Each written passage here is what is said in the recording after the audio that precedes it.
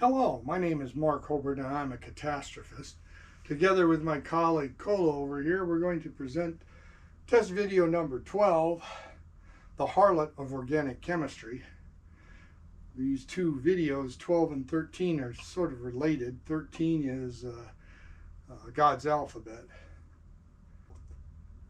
My two greatest regrets in life are that I never learned how to play the guitar and I never took a course in organic chemistry. Now, as to the guitar, that's kind of self-explanatory. You play your favorite songs and entertain yourself. It relaxes, reduces stress.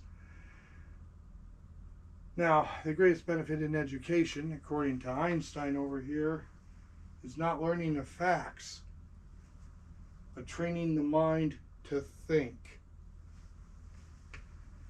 And you need a framework to understand and solve problems, and organic chemistry would have been a useful one. Now, I don't regret what I did. I took law and I took finance in college, as well as, of course, elementary and secondary educations. I received a framework on all sorts of topics, and they have served me well in life.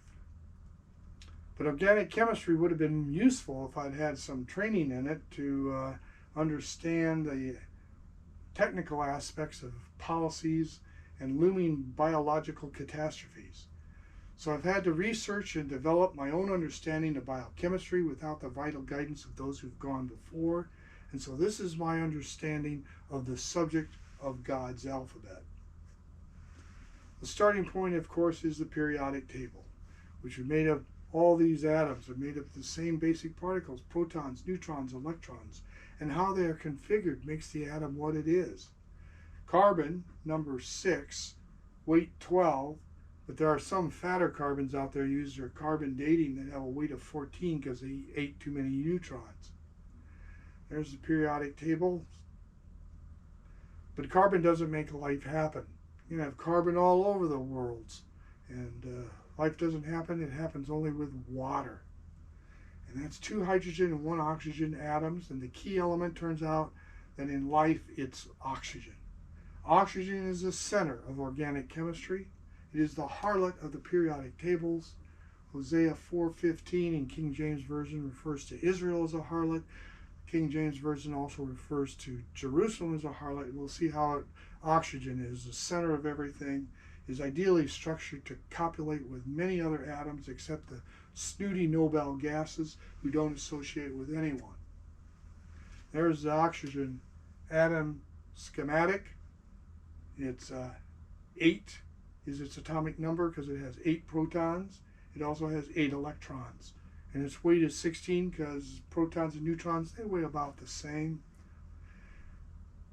Notice that the electron shells, the inner shell holds 2 electrons, the outer one would hold up to 8, but only has 6 in an oxygen atom. So it has 2 holes, and those holes are valuable for copulating with other atoms. You think I'm slandering oxygen by calling it a harlot? Well, let me tell you. Normal oxygen is O2. That's what we breathe. Ozone, 2 oxygen atoms will entice a 3rd oxygen atom to join it and create O3.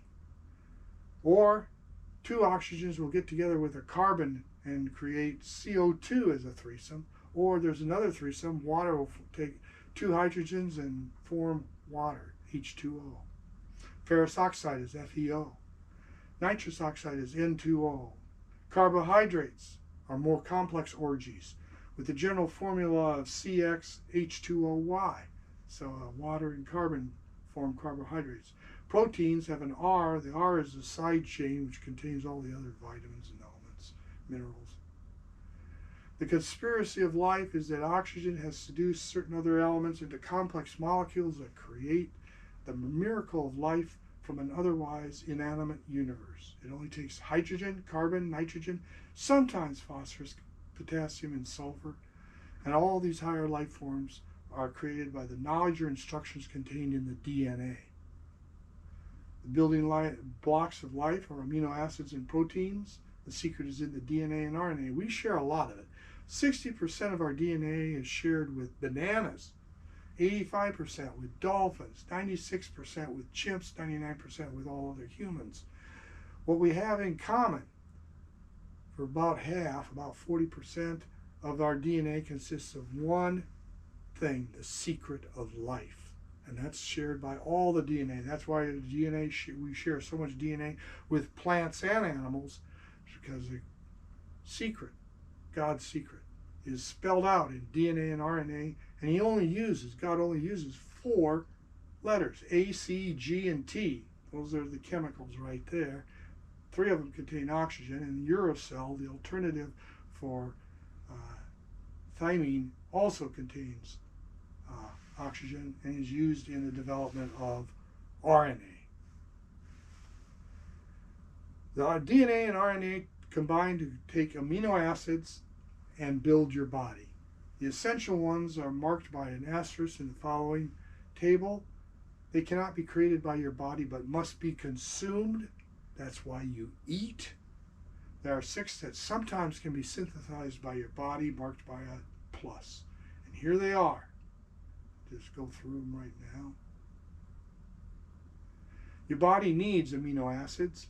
It also needs proteins, carbohydrates, vitamins like A, B group, C, D, E, and K, oils like fish, krill, and omega, fiber, minerals. You know what all those have in common? Oxygen. And I'll tell you a little story, the fable of the hot dog. You went to the state fair and you bought a taco with hot sauce. And you thought it tasted great, but your body, your stomach in particular, says, "You just destroyed my stomach lining." And the body below your consciousness, your subconsciousness, figures out, how am I going to fix that? Fix your stomach that's been damaged by that hot sauce. Well, you also ate a milkshake, and the milkshake is helpful because it has milk. And milk has all of the amino acids and all of the proteins that you'll need. But the body has to go through the laborious process of sorting out the amino acids and proteins to come up with stomach lining. Whereas then later on you ate a hot dog. Now the hot dog is made of things like stomach lining and all sorts of other meat byproducts and the bad cuts of meat.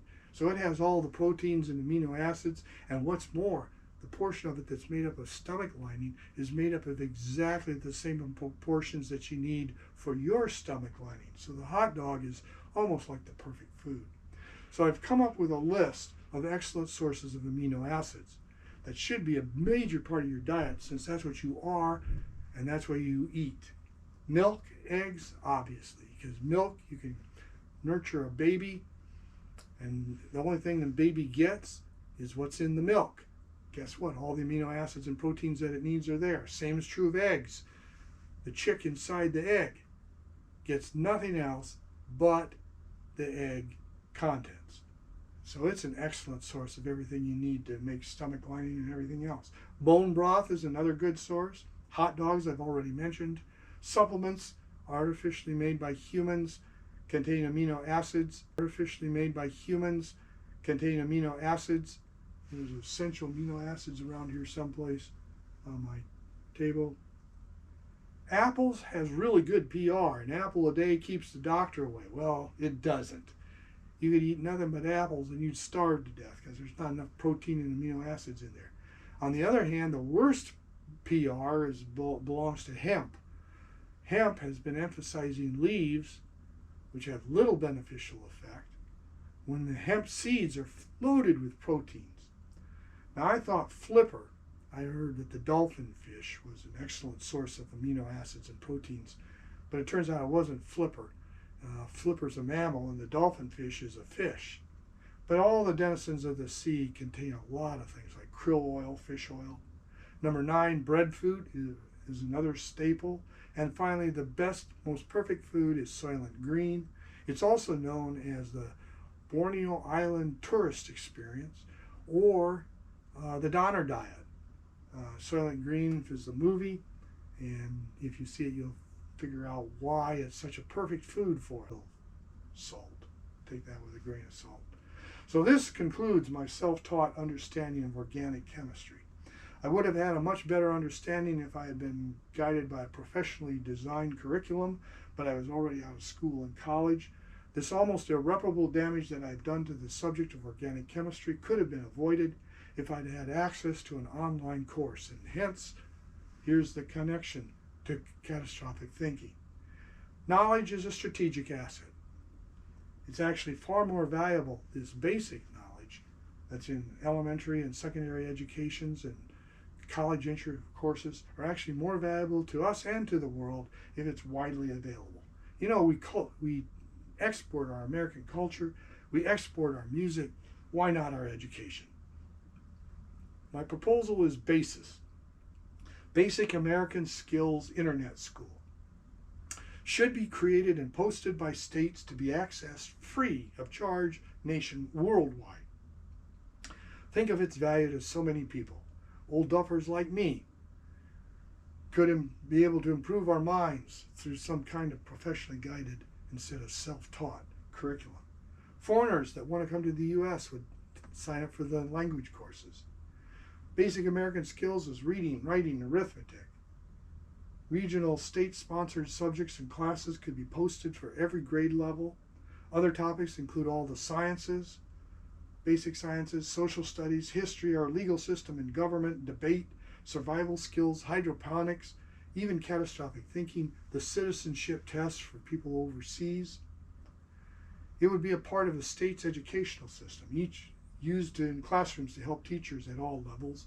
Backup when the schools are closed or unavailable, especially in local disasters, paid for by tax dollars. You only do it once for the whole state, one time, and then you post it and it's there for everybody all the time.